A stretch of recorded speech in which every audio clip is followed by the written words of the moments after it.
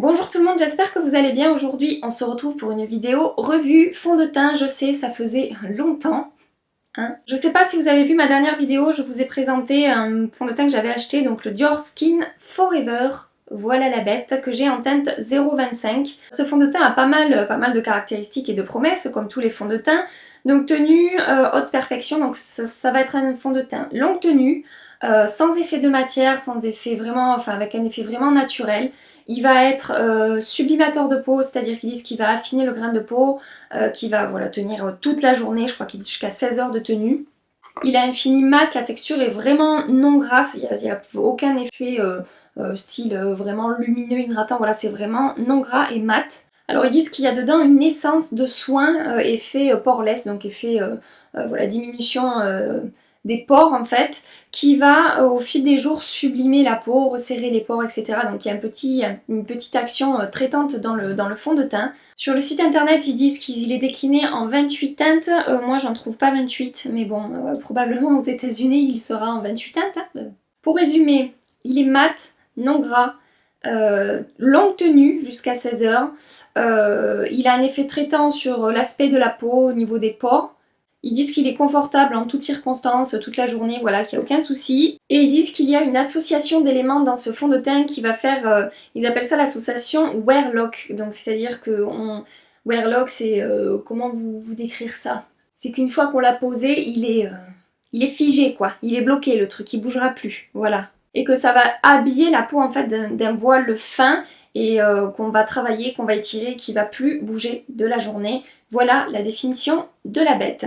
Pour ce qui est du packaging, je ne vais pas revenir dessus. 20 ans, c'est voilà, c'est packaging Dior. Le capuchon noir bleuté, Dior en argenté ici, le liseré Dior Skin, la bouteille en verre qui est vraiment voilà, qui fait très produit de luxe. Voilà, il n'y a pas à chercher plus loin. Je vais passer à l'application, vous montrer un peu comment ça se passe au niveau de l'application et puis voilà, on voit tout ça ensemble par la suite. Si ça vous intéresse, je vous invite à rester avec moi.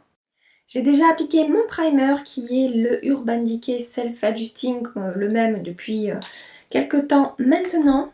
Je vous fais bientôt un focus dessus, ne vous inquiétez pas, je vais vous en parler. Et donc je prends la bête que j'ai en teinte 0,25.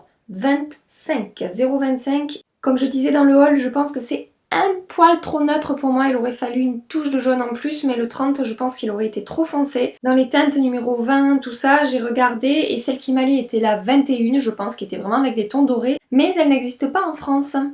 Voilà, comme d'habitude, voilà, il y a plus de teintes aux États-Unis qu'en France pour Dior, donc bon bah c'est bien dommage comme d'habitude. Donc je vais faire avec la 0,25, voilà, donc je passe tout de suite à l'application, j'applique ça, donc je mets 2 pompes sur ma menotte et j'applique ça au Beauty Blender, vous vous en doutiez. C'est mon outil préféré, que voulez-vous?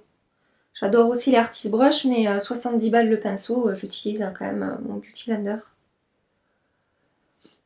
Donc à l'application, donc ça fait 4-5 fois que je l'utilise, c'est pas une première impression, c'est une petite revue quand même. Je trouve qu'il couvre bien mes imperfections. Il s'applique très facilement, par contre il sèche un peu vite, donc il faut vite travailler la matière. C'est pas un fond de teint qui va mettre longtemps à pénétrer dans la peau. D'ailleurs, il faut que je rajoute une pompe, chose que je fais rarement avec d'autres fonds de teint en fait. En général, 2 pompes ça me suffit. Et là, vu qu'il sèche vite dans la peau, on n'a pas trop le temps de travailler la matière, sachez-le. C'est un petit point négatif. C'est rien de grave, il faut juste être un peu vigilant. Faut s'activer un peu pour l'application du fond de teint, quoi. Faut pas se laisser déborder si vous êtes à 2 à l'heure le matin et que vous avez du mal à vous réveiller. Peut-être ce fond de teint n'est pas fait pour vous. Vous allez être prise de vitesse, voilà.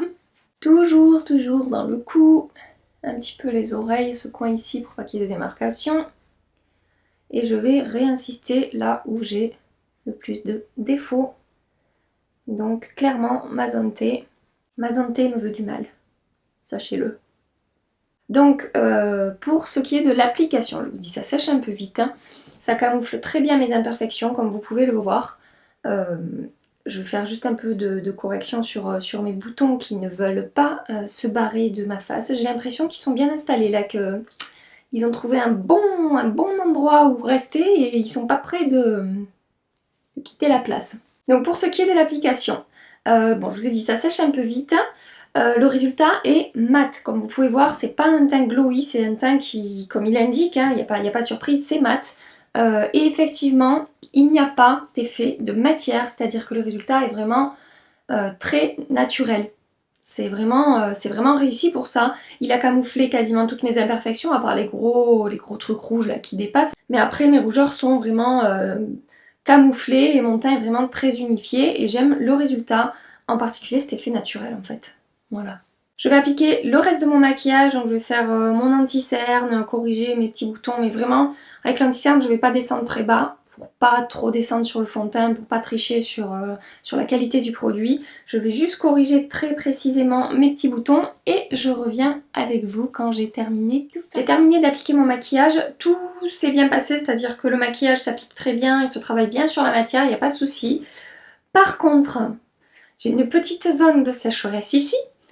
Parce que quand on a la peau mixte, ça ne veut pas dire qu'on n'a pas des zones de sécheresse. C'est-à-dire on a une peau qui va graisser sur la zone T, mais en même temps, on peut avoir des endroits où la peau va sécher et va être un peu dégueu.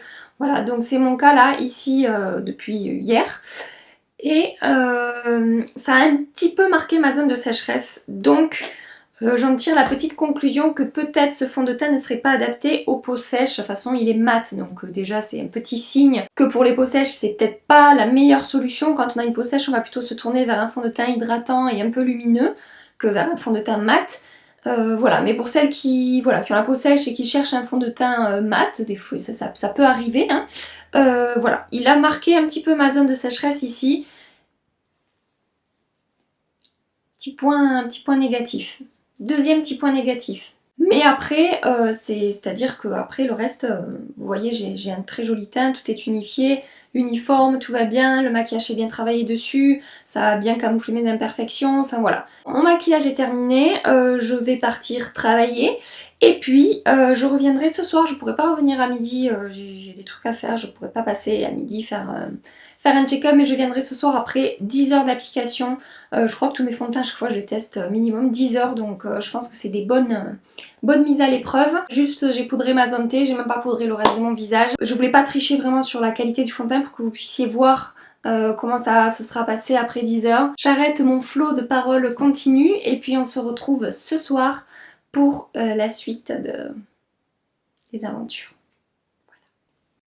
Me revoilà pour le check-up, il est 18h30, donc je pense qu'il est temps de faire un premier point. Ce sera le premier et le dernier d'ailleurs, hein, je ne vais pas revenir 20 fois, je pense que 10h, 10h30 c'est vraiment le temps parfait pour pouvoir juger de la tenue, etc.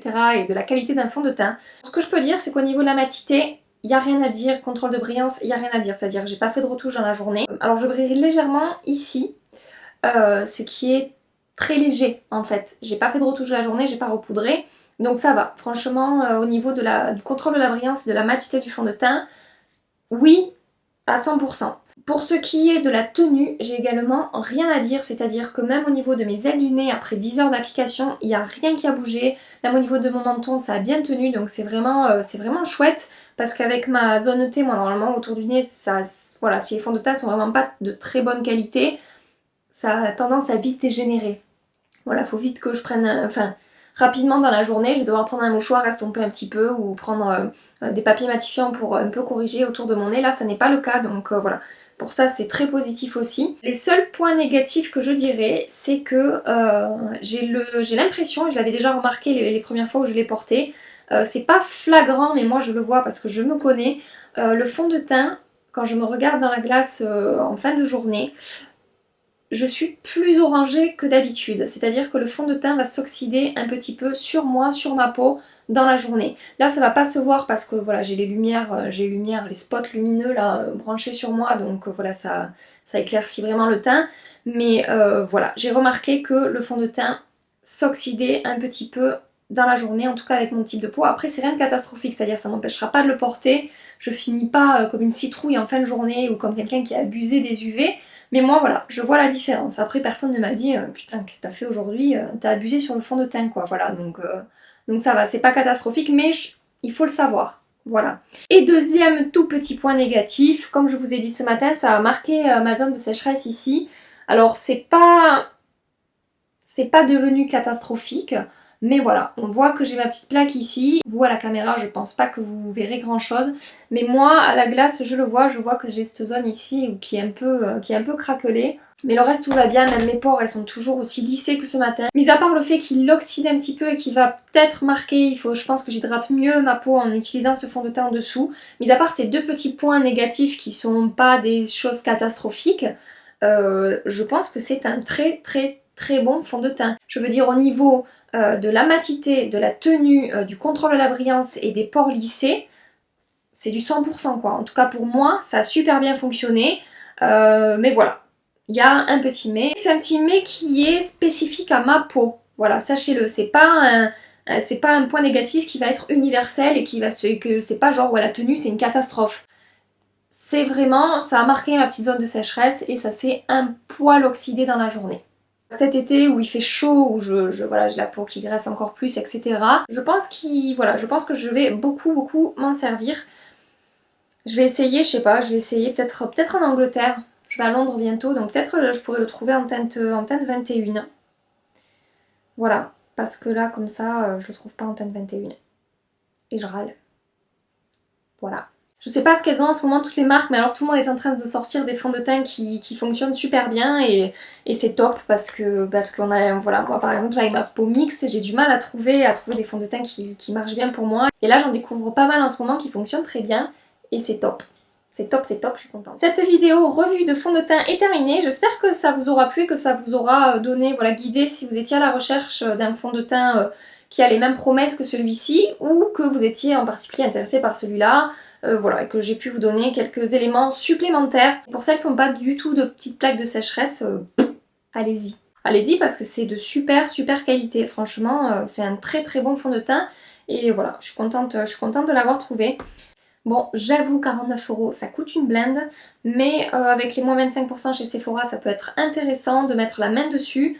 Et voilà, et de se retrouver avec un super bon fond de teint. Bref, j'espère que cette vidéo vous a plu, j'espère que vous avez passé un agréable petit moment avec moi. Si vous l'avez déjà testé, n'hésitez pas à voilà, me donner votre avis en commentaire, ça m'intéresse toujours d'avoir différents avis sur le même produit. Puis c'est bien ça, voilà, c'est bien d'avoir plein d'éléments en fait, hein, plein d'avis différents, qu'on puisse un peu tout recroiser et voilà, faire un point en fait. Si vous avez envie que je teste des nouveautés, des nouvelles choses, n'hésitez pas aussi à me le dire en commentaire, je me ferai un plaisir de mettre à l'épreuve des produits. Voilà, donc si vous avez des envies communes, dites-le moi et je me mettrai à exécution.